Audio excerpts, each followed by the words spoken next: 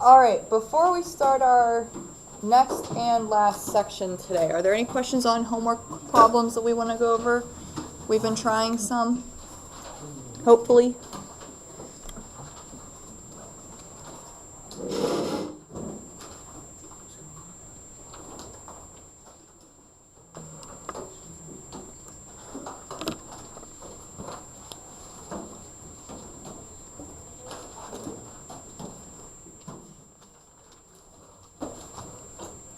No? Alright, let's go ahead and open up to page 185. The last section of this unit, we're going to be talking about derivatives, okay, nothing new there, but of inverse functions. You've probably heard of inverse functions before from your pre-calc class.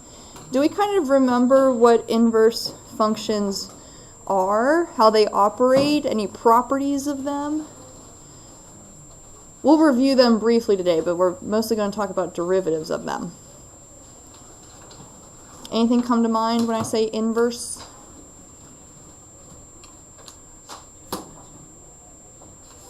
Nothing? We've heard of them though, right? The word inverse sounds familiar? Yeah, what do you think, Dan? Isn't it just like 1 over a function or something? You can think of that's a type of inverse, yeah. That's a multiplicative inverse. If you did like 3 times 1 over 3, you'd get 1. Yeah, that's a multiplicative inverse. Alright, so inverses is the whole idea, maybe you've heard of it, of switching the variables, like x's become y's, y's become x's. But the issue with that is sometimes when we're working with an inverse equation, we're not used to seeing an x equals equation. We're used to seeing a y equals. Maybe that sounds familiar. So an inverse function numerically, okay, is defined to be the function whose, we'll say x's and y's have been switched. And if you're switching x's and y's, that means you're also switching domains and ranges, right? Because domain normally refers to x values and range normally refers to y values. So we're going to take a look at just reviewing some properties of inverses, how they operate, okay, get used to them again, and then we're going to dive into some derivatives, okay, slopes of inverses, see what those look like. So in our first little box here, we're going to take a look at inverses in a graphical sense. So I want you to draw kind of a big graph. And go ahead and label in tick marks for 5 in every direction. We're going to draw some lines here.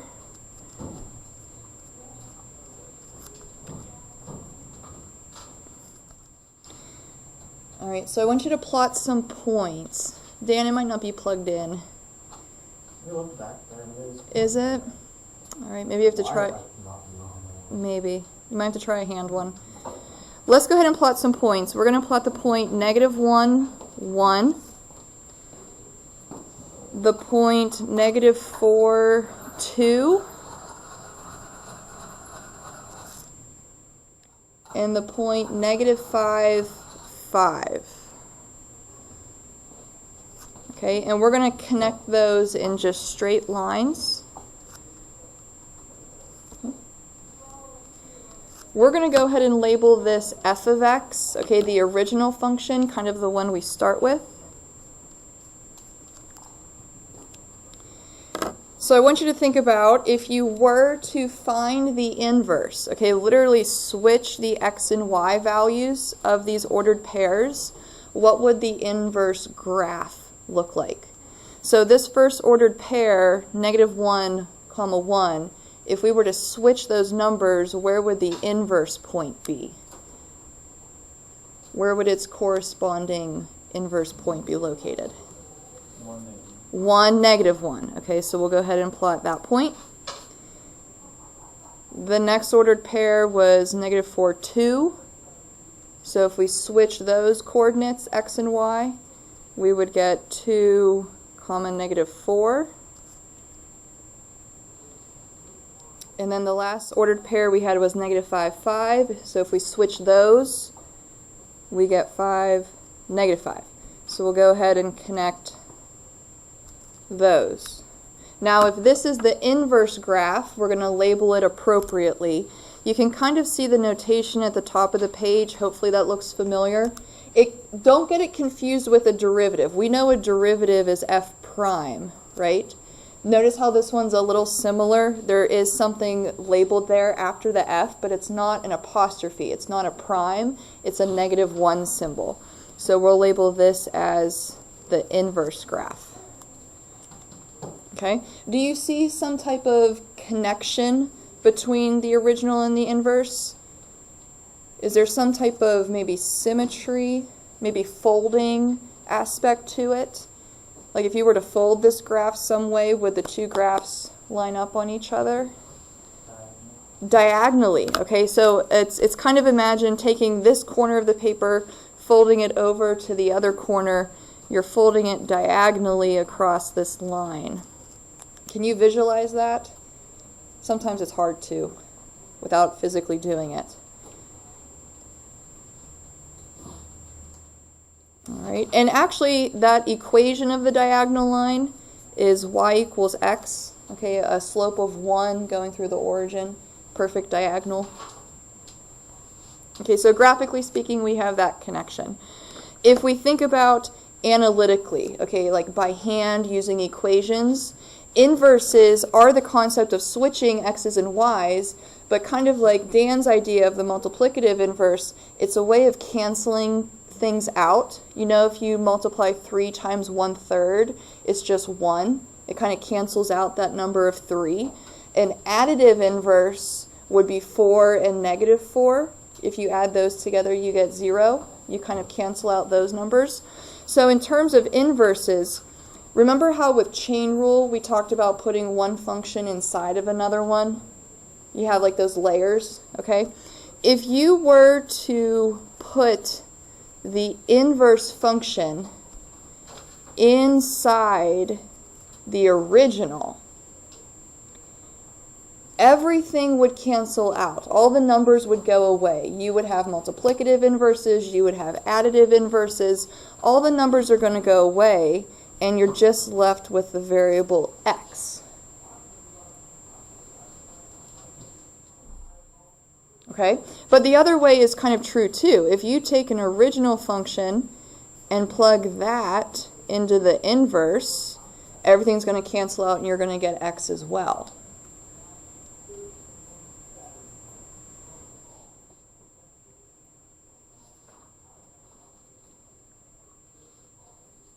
All right. Have you guys ever heard of those mind games, like think a number in your head, add 7, subtract 5, multiply by 3, and if you tell that person that number, they could probably figure out what you started with? They're using inverse ideas. Okay? So maybe we'll try that for a second. Can you just think of a number in your head, preferably 1 to 5? We'll make it simple. Okay? Think of a number in your head. I want you to go ahead and add 7. Okay, think about it in your head. We'll subtract 2. And then we'll multiply by 3. What's your number? Anyone want to go ahead? Say it. Not your original one, the one you have after you do all this. Any takers? Yeah? 21. My maths is correct. Dan has 21 at the end. Can we figure out his original number? Yeah? What would we have to do? Divide by 3. Add 2. Subtract 7. What was his original number? Was it 2? Yes. It was 2. Okay? So think about what's going on here. Dan is starting with an original number, okay, an x value, because everyone's was different, right? Okay, so Dan's starting with an original value here. If you add 7, subtract 2, times 3, okay, you're creating some type of function, some type of equation. If you were then to apply the inverse to that, okay, the opposite operations, notice how all the numbers would eventually cancel out, and you're left with the original number. Do you see that happening? So if you take inverse operations and then plug them into original operations, they're all going to cancel each other out just like these did, and you're going to be left with that original number, whatever x value you started with. Okay, so that's kind of analytically what's going on here. So we have two representations, inverses, graphically the whole idea of switching x's and y's, but also it represents canceling things out, where you're only left with a variable in the end. Kind of all the numbers go away. So we're going to keep that in mind as we go through some of these questions at the bottom. Okay, so consider the two functions f of x and g of x, answer the following questions. Complete the table of values below. So notice how in this case we got to figure out what are the inputs we're going to have, and then what are the inverse outputs from the f function. So if we take a look at the table and just looking at the f information, could we represent this table as ordered pairs for f of x? Wouldn't those ordered pairs look like -2, 3, and 1, 2? Right? If those are the ordered pairs for f, what would the ordered pairs look like for the inverse of f? Opposite how? Opposite's kind of a tricky word. Switched, okay, because sometimes when you say opposite, you think negative, okay? It's specifically switched, but I understand what he meant by opposite, okay? So notice how if we switch these ordered pairs, this y value in the original is now becoming an x value in the inverse. We see how that switches? That's the whole concept of an inverse, switching x's and y's, which now means the previous x value from the original function is now a y value or output for the inverse. Same thing's going to happen for the other ordered pair. Do you guys think you can fill out the inverse table for g? Bless you.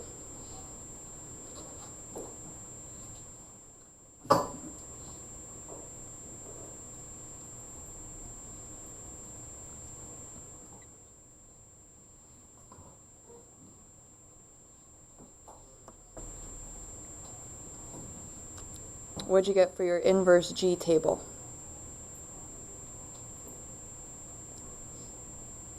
Brave soul. 1, -2, -2, 1. Good. Seems simple enough? Switching x's and y's?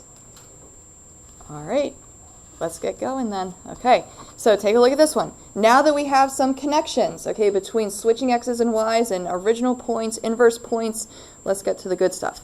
So using what we've now labeled, find the value of f of g inverse of -2. Dear golly, what is that asking us to do? Can you interpret that? What are we trying to find, or what should we find first to help us find something else?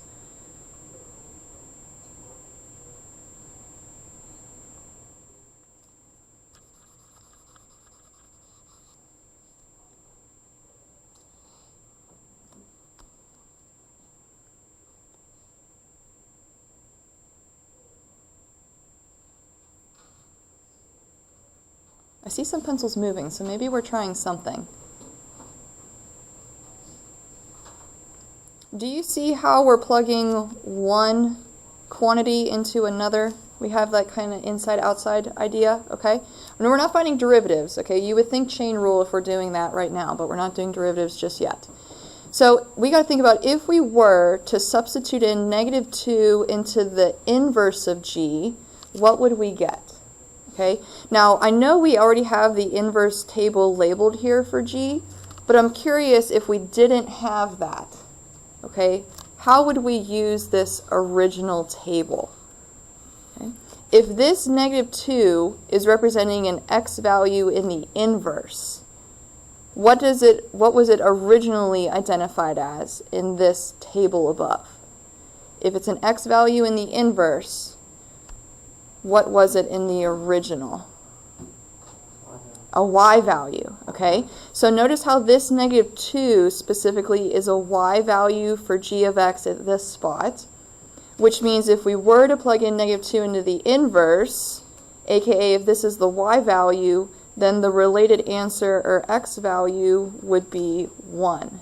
Notice how that's showing up here. If we plug in -2 into the inverse, we get out 1. So the solution to this first piece would be 1. I know in your head you think that this -2 is an x value, so some of you might go immediately here. Okay? But notice how it's an x value in the inverse, which means it's a y value in the original. It's a little different way of reading a table. Okay, so the inside value we can label as 1. Can we then figure out what f of 1 is based off the table up top? F of 1 would be 2. Okay, so you're going to see as we go through a lot of these examples, you're going to be bouncing back and forth from different numbers in these tables, and it can get confusing, but you kind of got to just keep track of what numbers go where. Okay, so we're going to try another one.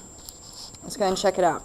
So for this one, let's go ahead and find f of 1 first. From the table, can we identify what that was?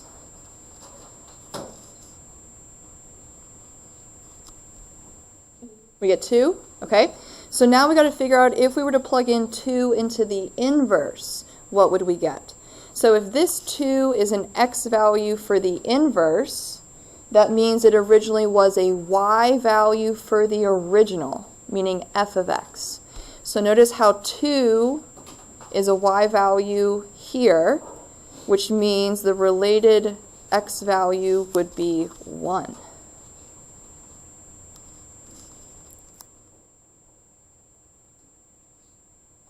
Are we doing okay with the bouncing back and forth? It's a little tricky. The more we do, the more you'll get used to it.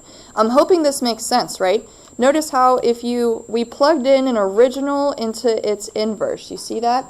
How we have f inside of f to the negative first? Didn't we say we would be left with that original number, right? That x value? You see how this is an x and this is an x and we're left with x?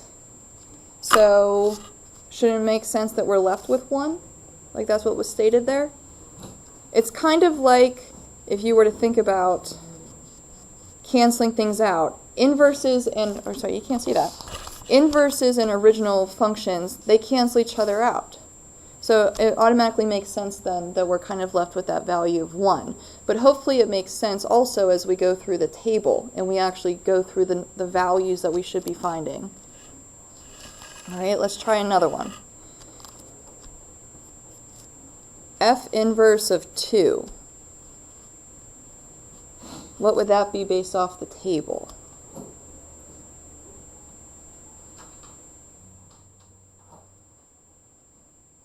One. Good. This 2 is an x value in the inverse, which means it's a y value in the original, so the related x value would be 1.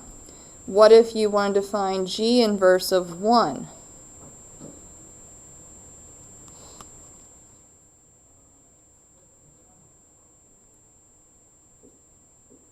If it's an x value in the inverse, it's a y value in the original. So the related x value is -2. Are we doing okay? We're going to step it up to 3. Okay, let's check out the next one. G of negative, or g inverse of -1. Or not -1, +1. Let's see if this is an x value in the inverse. It's a y value in the original. So the related x value is -2. Can we figure out g of -2 based off the table? If you were to plug -2 into the original function, notice how we would get 1. Hopefully that makes sense, right? Because don't we have an original g and an inverse g next to each other? Those technically cancel each other out, and we're left with that value of 1. Kind of makes sense. Based off the table, can we figure out f inverse of 1? This is an x value in the inverse, which means it's a y value in the original. Do we have a y value listed for f of x in the table? Not of 1, right? We only have 3 and 2. So unfortunately, well, maybe we'll list this as unknown. Okay, we're not really sure based off the numbers that are given to us. But based off of the analysis, the kind of bouncing back and forth, reading the numbers from the table, we could at least get through some of that. Okay? Are we doing okay with table work so far? Inverses. Whole idea is switching x's and y's. Okay? I want to take a look, though, before we start the derivative. Okay? I want to analyze this graph we drew a little bit to hopefully make sense of the derivative a little bit more. If you were to just take a look at maybe this section right here, okay, can we calculate the slope of that line? Can you do rise over run kind of real quick?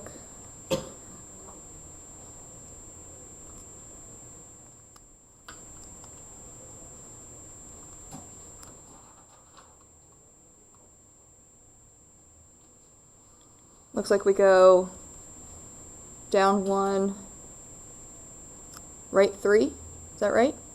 Okay, so negative 1/3. What is the slope of the related section to this piece on the inverse? Meaning this guy. Okay, so this slope was negative 1/3. What's the slope of the related piece on the inverse? What do you think, Dan? Negative 3. -3. What do you notice about those two numbers? Inverses. They are inverses, multiplicative inverses, aka reciprocals, right? If you were to reciprocate negative 1/3, you would get negative 3 over 1, which is just negative 3. So there's an interesting concept there. Okay, let's go ahead and maybe write that down at the bottom of the page if you have room. Okay, so we'll say inverse functions at corresponding points have reciprocal slopes.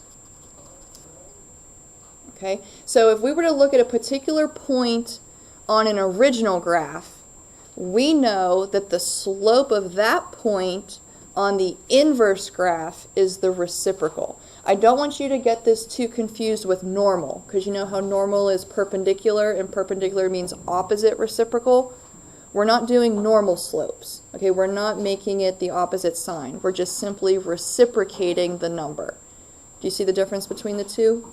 Okay, I don't want you to get them too confused. So inverse functions at corresponding points have reciprocal slopes. We're going to kind of see this idea come to light as we talk about the derivative of an inverse on the next page. Okay, so let's think about this. We already know that if we were to somehow plug an inverse into an original, or vice versa, original into inverse, all the numbers would cancel out, and we would just be left with that x value or that number that you maybe had stuck in your head. Okay, what if we were to differentiate, aka find the derivative of both sides? Let's go ahead and try that. What technique do you notice you might have to do on the left-hand side? Think about your derivative shortcuts. It's a chain rule. Do you see inside, outside?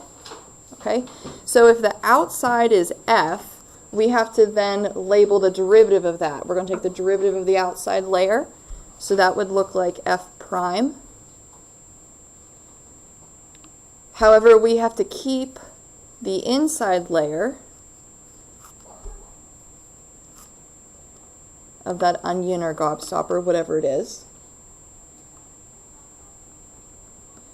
And then to finish off the chain rule, we have to then multiply by the derivative of the inside. So notice how the inside is labeled as an inverse. We're going to go ahead and label this as the derivative of the inverse. It's a little different notation. This time the prime mark is on the outside because there's no room to put it where that -1 is. It's kind of already taken up space there.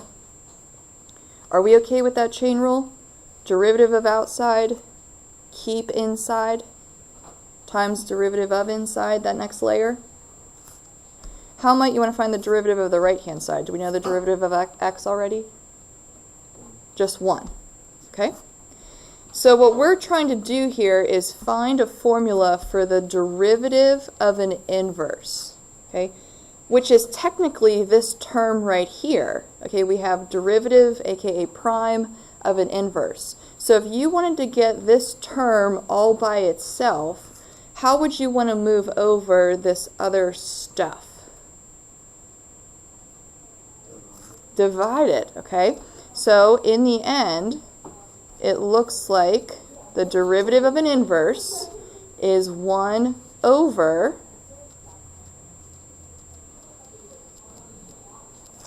the derivative of an original of the corresponding point.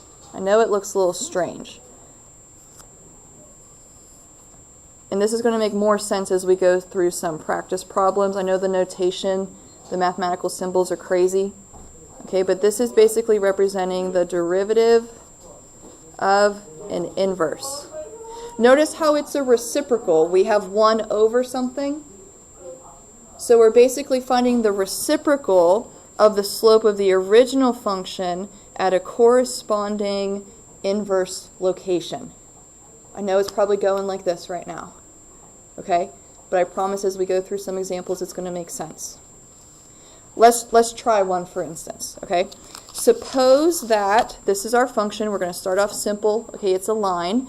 And we know that the derivative at -2 is 3.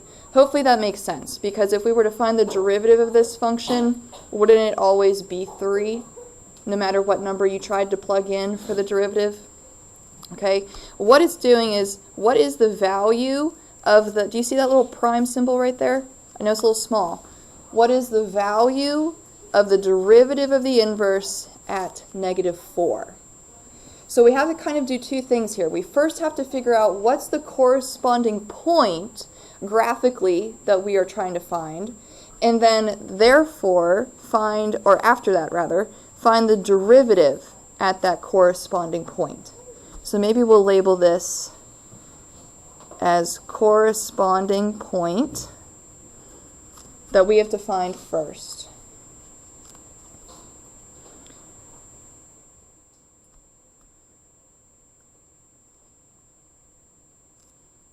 All right, so if this -4 is an x value in the inverse, what did it represent in the original? A y value, okay? So if it's an x value in the inverse, maybe we can label it's a y value in f of x, okay, the original. Notice how we know what f of x is, right? They give that to us. So if we were to substitute -4 in for the y position, couldn't we solve for x and figure out what that corresponding spot or point is, aka that x value? Can you solve for x?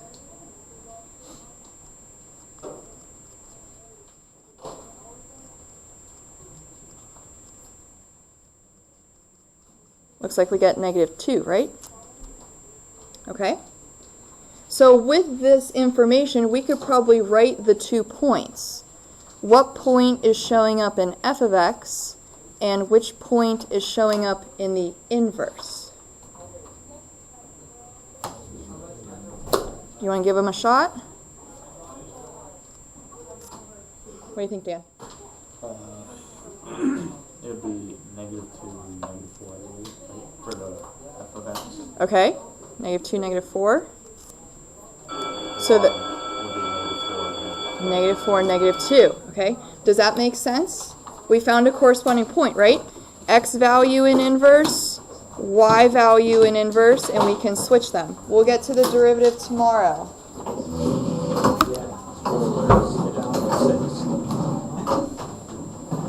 Have a good one, Mrs. Bauer.